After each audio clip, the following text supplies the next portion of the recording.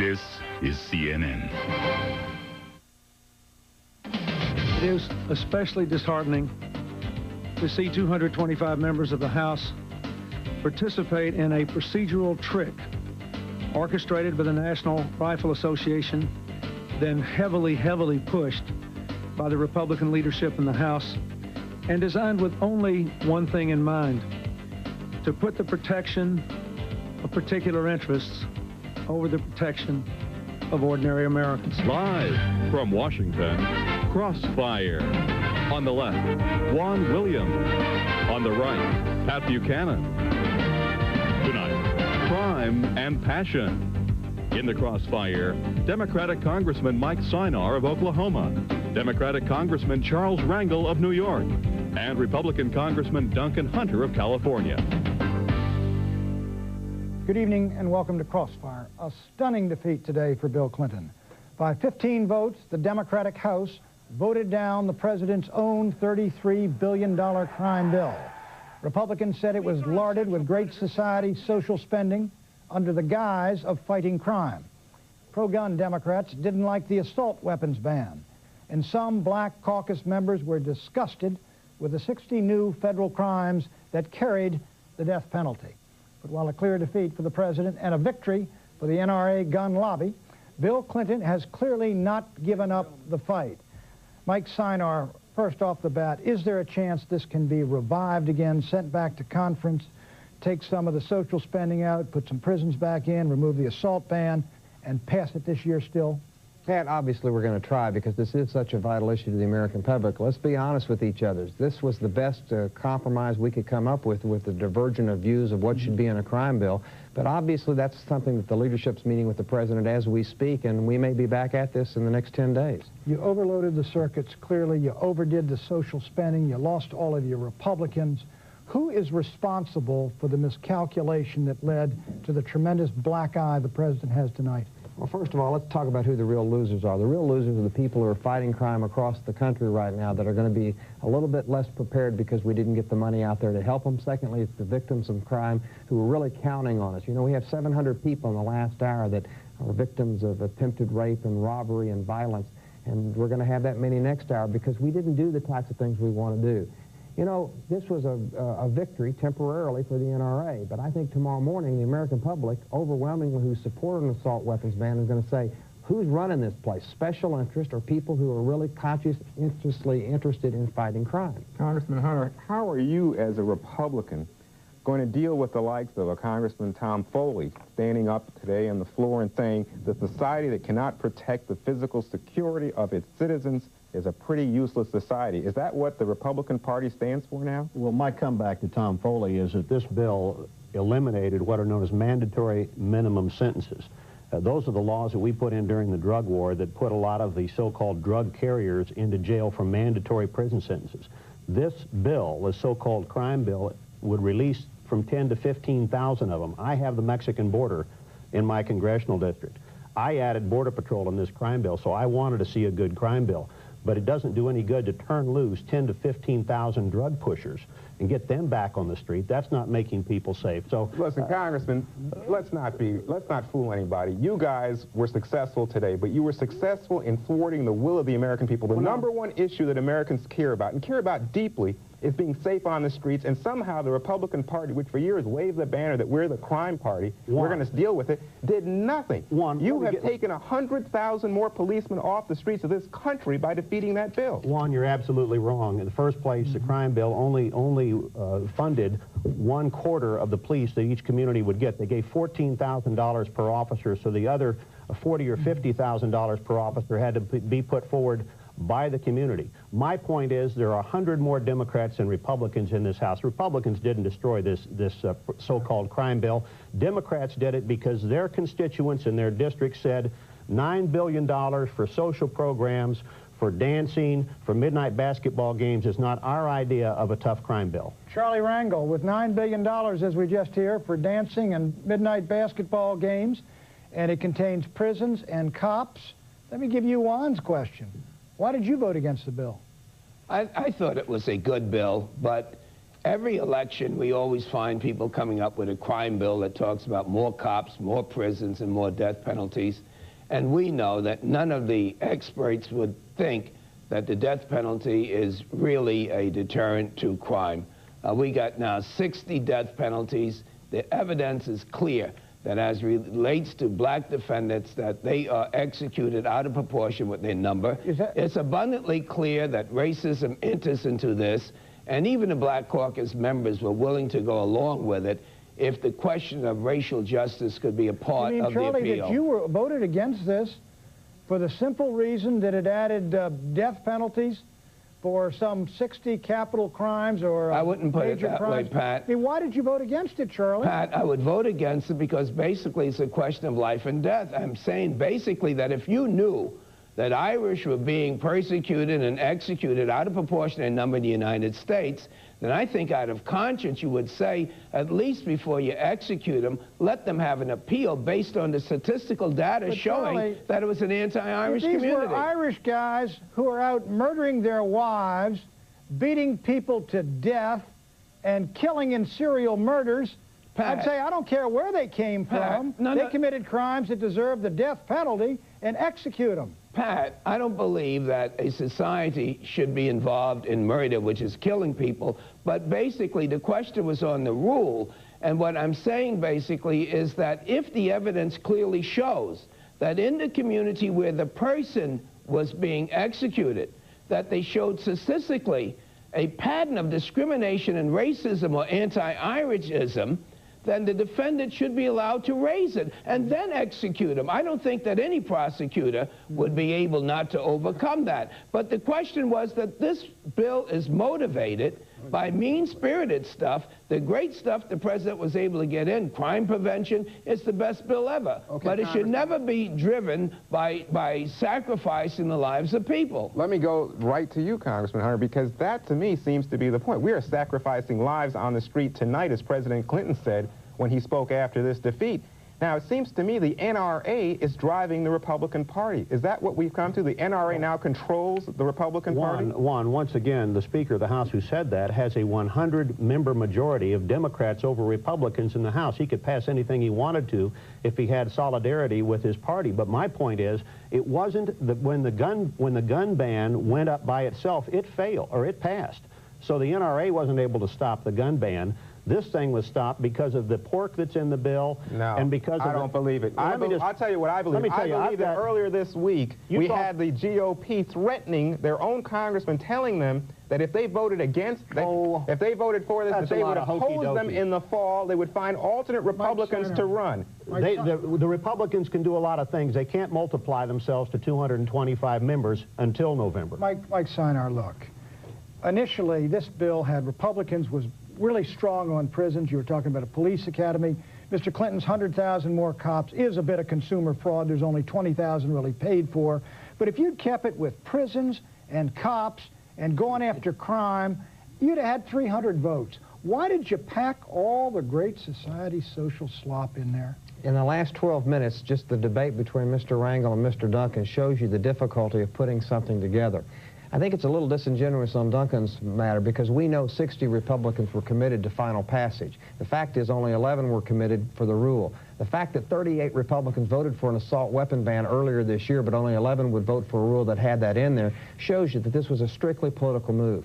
This is a bad day for a lot of people, but it's probably not as bad for the president as we think. He may be able to recover from this because I think he can really hone the issue now, which is, one, the party that is really for crime fighting, but secondly, who is running this country, special interest or the people? But you know, Congressman Sinar, what I'm saying, and you know, is you guys could have gotten a crime bill with the prisons in it, the cops in it, all the crime fighting, if you hadn't larded it up with the midnight basketball and the gender and the sensitivity training. This bill is overwhelmingly about punishment. It puts on the streets 2 social workers for every cop. That is incorrect. You heard that from Henry Hyde. Let me tell you what we have. Heritage Foundation. We have billions of dollars of preventative crime measures in there, which a community can choose. You're trying to run down midnight basketball. In my hometown of Muskogee and St. Louis in New York, it's one of the most successful programs to really lower the crime rate. That's a community decision. If they don't think that works for them, they wouldn't use that. The other thing is, shouldn't we have a federal community partnership between these police. In other words, just throwing money at the problem, which you've accused Democrats in the past, doesn't work. That's why we're trying to build a partnership with matching funds to make sure that communities were invested in the future of crime control. How can you criticize us for that? $9 billion of pork was a little bit too much. And let me just say that we have literally hundreds of social programs. We have them in other bills. We could have put this in one of the president's other bills.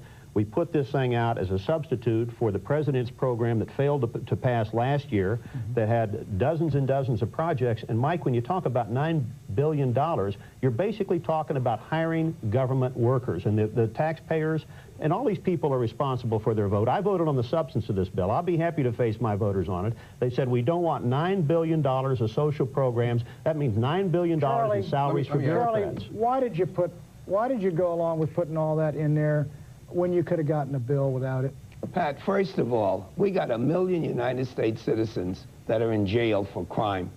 Clearly, if you look at it from a productivity standpoint, the fact that it's costing us over $400 billion a year with lost productivity and the cost for cops in jails, the fact that kids are leaving school without training, without jobs, without hopes, without anything in terms of looking for and thinking they're part of the American dream. They look at the drug deal, they look at crime that leads to violence, that leads to jail. My God, Pat, sure you need cops in prisons, but don't you need something for these youngsters to believe? They need jobs, they need jobs, and they need training for these jobs. Charlie, you guys in the last 30 years since the Great Society was launched have spent somewhere in the neighborhood of $3 to $5 trillion on your job training, your social programs, your welfare, all these things.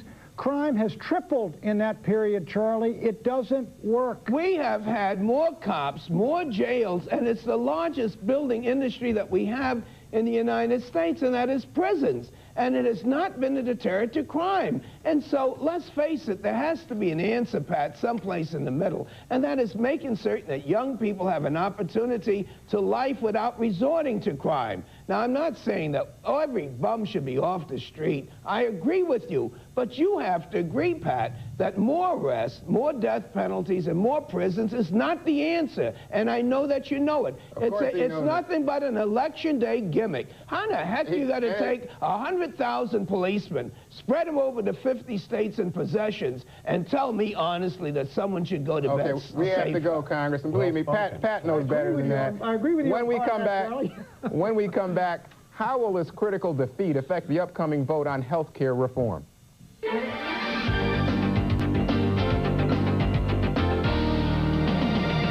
I believe the American people will not like viewing this as some sort of political circus up here.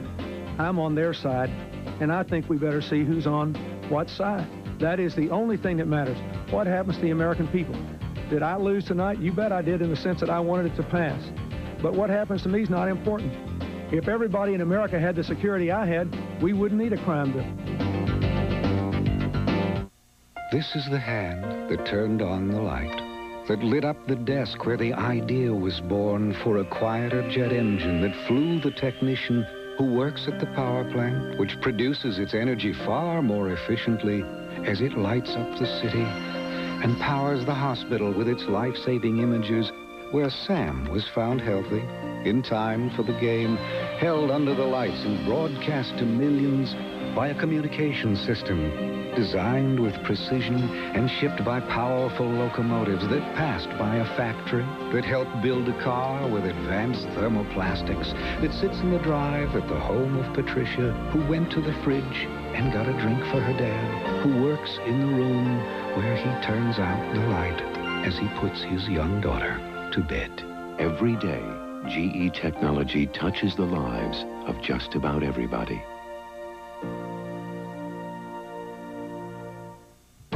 I grew up in a very career-oriented neighborhood. We didn't just play doctor. We used to specialize. Specialists are hard to find, so choose WillTel for top telecommunications technology. We're data specialists, dedicated to customized solutions for businesses like yours. So give WillTel a call. We know exactly where it hurts, and we can make it all better. WillTel, data, voice, and video for business. We'll be back after these messages. The rush is on for the incomparable GE Profile refrigerator. The GE Profile is full of smart ideas, like a shelf that tucks away for tall things, and shelves that glide out so you can find things. It's called Smart Space Design. Smart ideas that let you put things in, take things out, and clean things up so quickly and easily that you'll never again miss your favorite commercials. Hello, I'm Lyndon Souls at CNN Center. Coming up at the top of the hour, the crime bill fails, and the president accuses Congress of failing the American people. As a baseball strike looms, a few last-ditch efforts to prevent it are in the works. And 25 years ago, an alfalfa field gave way to a festival of rock music. We'll take you back to Woodstock.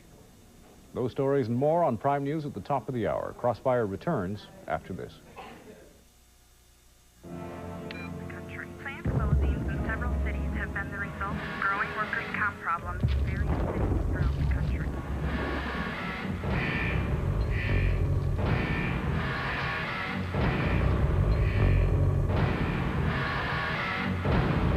I'll call you back. You seen this? Mm-hmm. Could it happen to us? The risk is there. Well, what are we going to do about it? We can't afford a situation. Our insurance brokers, Sedgwick. You saw this coming 3 months ago. Restructured our whole program. Same cost, reduced risk. Sedgwick, huh? Good people? They're on top of our business.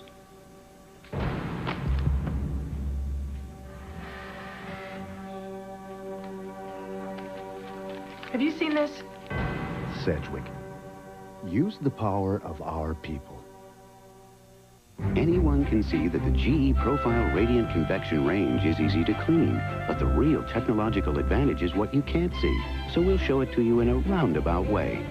This is the first GE range that circulates hot air all around your food, roasting meats up to 30% faster, so they get done to a turn on the outside while staying tender and juicy on the inside. Why does GE offer such an ingenious way to cook? Because we know how much of life revolves around dinner.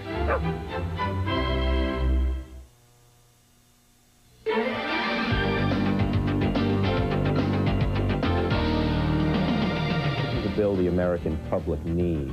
It provides for 100,000 cops on the beat. It provides over $8 billion for money for prisons. It provides for the kinds of tough punishment that America's crying out for. And at the same time, it's mindful of the fact that we have to do prevention. The American people are up in arms, and you're getting a groundswell of opinion. The Denver Post yesterday came out against the bill. They're finding out what exactly this crime bill is. It's a welfare program for criminals. Welcome back to Crossfire. Tonight, the Capitol is in the throes of a furious summer storm. President Clinton's $33 billion crime bill went down on a procedural vote this afternoon. The defeat by a sizable 15-vote margin endangers the president's campaign pledge to do something about crime. Here to discuss the surprising turn of events are Democrat Charles Rangel of New York, Republican Duncan Hunter of California, whom both voted nay, and Mike Sinar, the Oklahoma Democrat, who voted yes. By the way, we showed you a picture of Congressman Kwesi Mfume earlier, and of course the congressman voted in support of the president's bill. I want to go now to Congressman Rangel. Congressman, you've got to understand the damage this does to President Clinton's political fortunes. Didn't you take that into consideration when you voted against this bill? Not really. I don't think the president is a loser. If a bill has to be motivated by how many people you're prepared to kill when you know it's not going to be a deterrent to crime, when you extend to 60 penalties, some of them are not under the federal law, some of them dictate to the states who they should execute. I don't think a good bill should need these artificial emotional things in order to get people elected. That was political. The president can come back and say, let's do the right thing. I think there was a lot of good prevention programs in there for those who like 100,000 cops. And Pat, all I want to know is how many jurisdictions would get one cop out of it. But if it makes you feel good, I'm prepared to support a political bill. I'm a politician.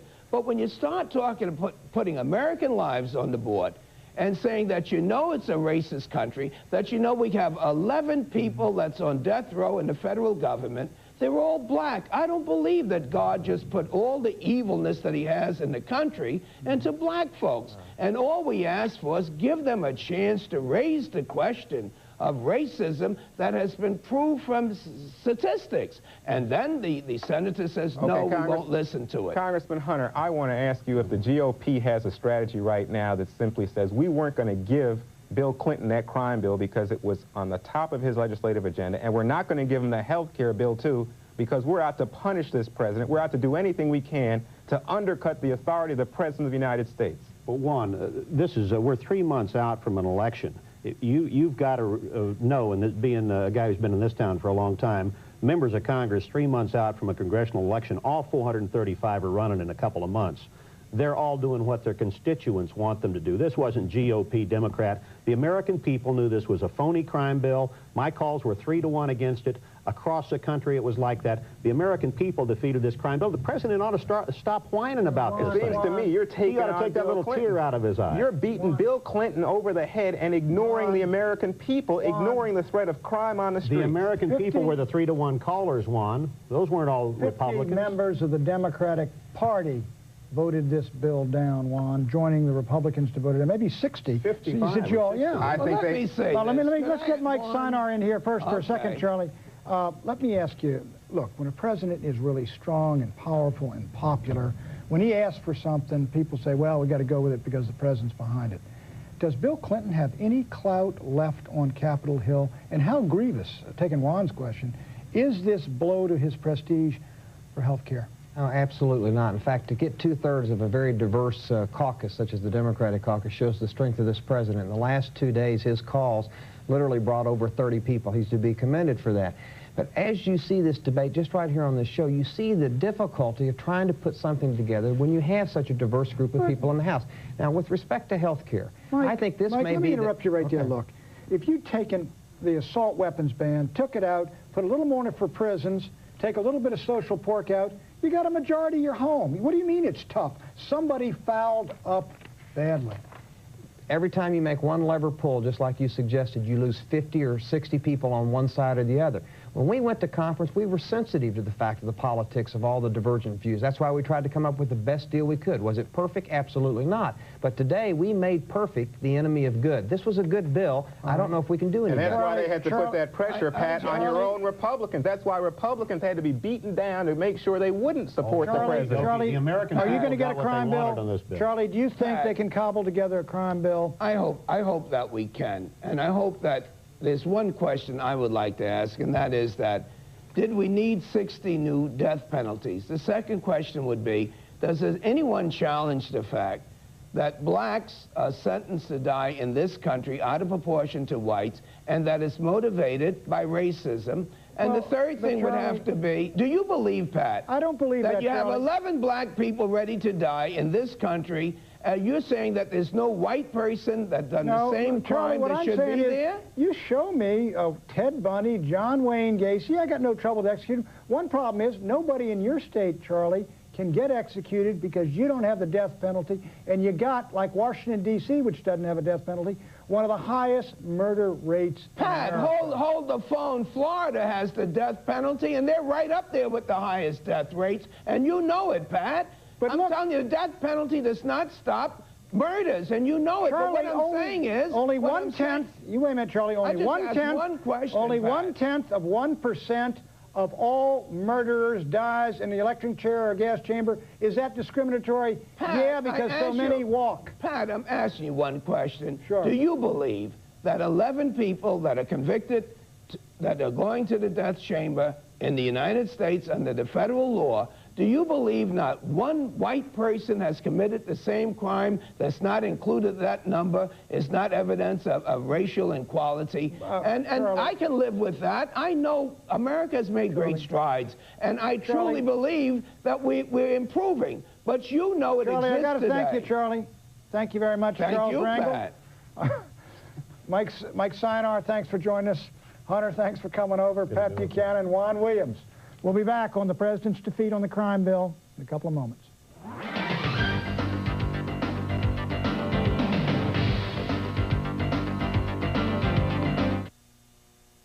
Good evening. Tonight it is within our power as a nation to ensure that all Americans will be helped or healed when they're sick, regardless of how much money they have or their status in life. What I've tried to do in these broadcasts is to explain how, under the new health care legislation Congress will vote on, you have nothing to fear and much to gain. First, if you have insurance now, you don't have any real risk because you can keep what you've already got. You get to choose your own plan and choose your own doctor. Next, the legislation has been streamlined. It's less bureaucratic. Safeguards have been added to protect small business. It's being phased in over a period of years to make sure we get it right. And finally, there's the question, why are we asking employers to share responsibility with employees for purchasing health insurance? We thought long and hard about this.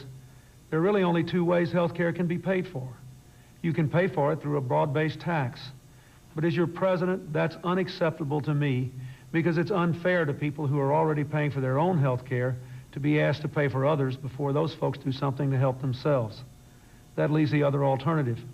Your employers can do what a majority of all American employers already do, which is to pick up a portion of their employees' health care bill. That's the path we've chosen. The vote will be taken very soon, and the count will be perilously close. The bill may live or die by 1 or 2 votes. Right now, the halls of Congress are filled with hundreds of paid lobbyists. But at this historic moment, your one phone call can be more powerful than all the lobbyists and all their millions of dollars. So as your president, I'm asking you to join the fight. The outcome is not just in my hand now, it's also in yours. So pick up the phone, let your voices be heard for yourselves, your families, and for our country. Thank you, and good night.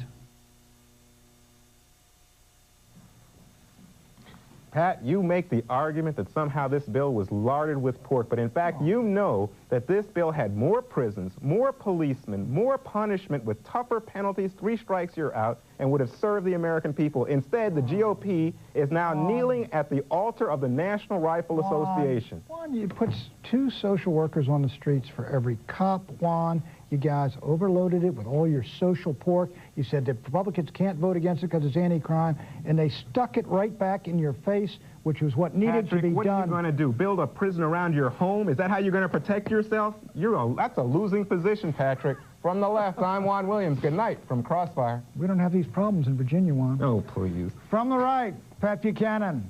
Join us tomorrow night for another edition. Get out of your limousine. Join us tomorrow night for another edition of Crossfire. Prime News is next. Here's Bobby Batista to fill us in on what's coming up. Bobby?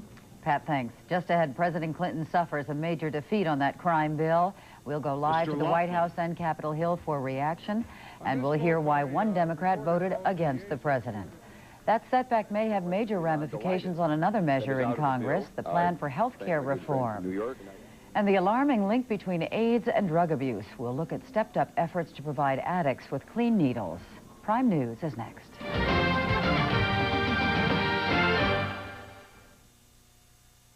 This summer, your voice will be heard. Talk Back Live, an interactive town meeting, begins August 22nd on CNN. At the Furniture Idea, you choose from over 500 styles of sofas and chairs. Next, pick from over 2,000 fabrics and leathers for the sofa or chair you've been looking for. Furniture Idea. The possibilities are endless.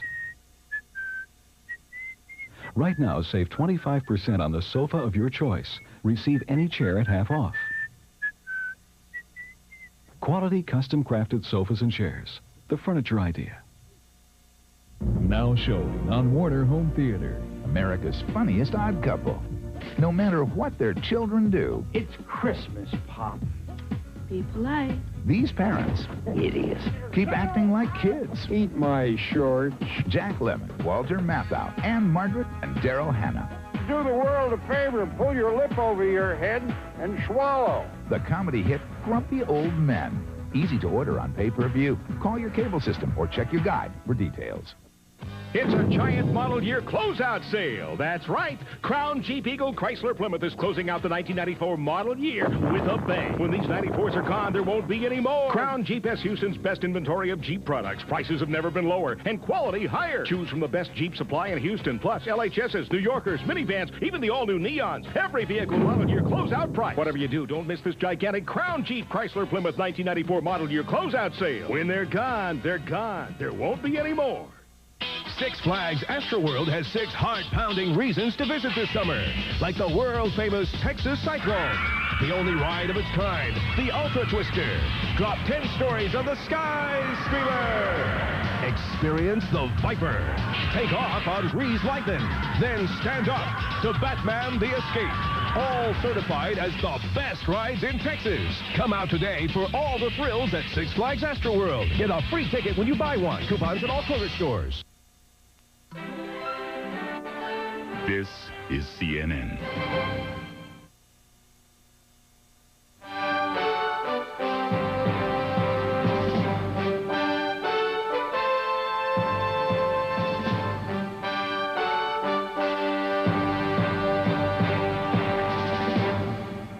Hello and welcome to Prime News. I'm Lyndon Souls. And I'm Bobby Batista. Here's a look at what's just ahead.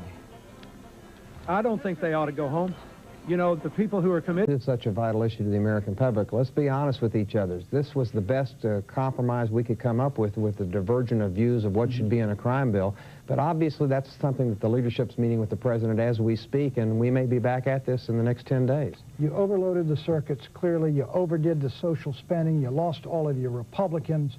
Who is responsible for the miscalculation that led to the tremendous black eye the president has tonight? Well, first of all, let's talk about who the real losers are. The real losers are the people who are fighting crime across the country right now that are going to be a little bit less prepared because we didn't get the money out there to help them. Secondly, it's the victims of crime who are really counting on us. You know, we have 700 people in the last hour that are victims of attempted rape and robbery and violence, and we're going to have that many next hour because we didn't do the types of things we want to do. You know, this was a victory temporarily for the NRA, but I think tomorrow morning the American public, overwhelmingly who support an assault weapons ban, is going to say, who's running this place? Special interest or people who are really conscientiously interested in fighting crime? Congressman Hunter, how are you as a Republican going to deal with the likes of a Congressman Tom Foley standing up today on the floor and saying the society that cannot protect... This is CNN. It is especially disheartening to see 225 members of the House participate in a procedural trick orchestrated by the National Rifle Association, then heavily pushed by the Republican leadership in the House, and designed with only one thing in mind: to put the protection of particular interests over the protection of ordinary Americans. Live from Washington, Crossfire. On the left, Juan Williams. On the right, Pat Buchanan. Tonight, crime and passion. In the Crossfire, Democratic Congressman Mike Sinar of Oklahoma, Democratic Congressman Charles Rangel of New York, and Republican Congressman Duncan Hunter of California. Good evening and welcome to Crossfire. A stunning defeat today for Bill Clinton. By 15 votes, the Democratic House voted down the president's own $33 billion crime bill. Republicans said it was larded with Great Society social spending under the guise of fighting crime. Pro-gun Democrats didn't like the assault weapons ban, and some black caucus members were disgusted with the 60 new federal crimes that carried the death penalty. But while a clear defeat for the president and a victory for the NRA gun lobby, Bill Clinton has clearly not given up the fight. Mike Sinar, first off the bat, is there a chance this can be revived again, sent back to conference, take some of the social spending out, put some prisons back in, remove the assault ban, and pass it this year still? Pat, obviously we're going to try because this